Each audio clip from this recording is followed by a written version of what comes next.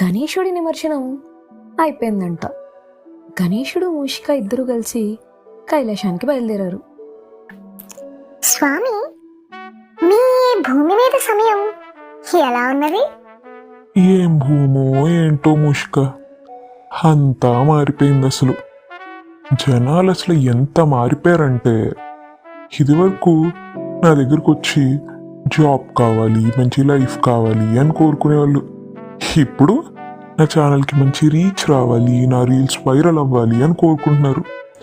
ప్రతి సంవత్సరం నా రూపమే మార్చేస్తున్నారు. పోనీలే, మన భక్తులే అన్ని రూపాల్లో నన్నే చూసుకుంటున్నారని సర్దుకుపోయా. పోనీలేండి స్వామి, వచ్చే సంవత్సరం మారతారులే. ఏం మారుతారు ఏంటో తెలియదు కానీ ముష్క, ఒకటి మాత్రం మారాలి. ఏంటి స్వామి?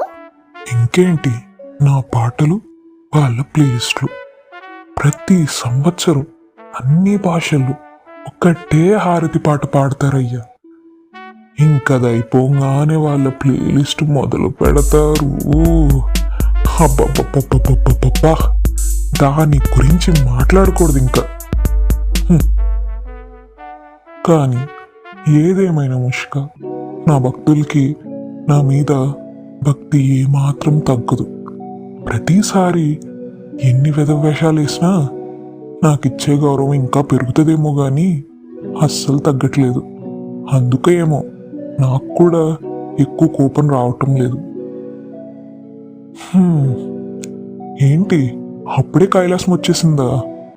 ఇంటికి వెళ్ళి అమ్మకన్నీ చెప్పి అమ్మని సిద్ధంగా ఉండమని చెప్పాలి వెళ్ళడానికి.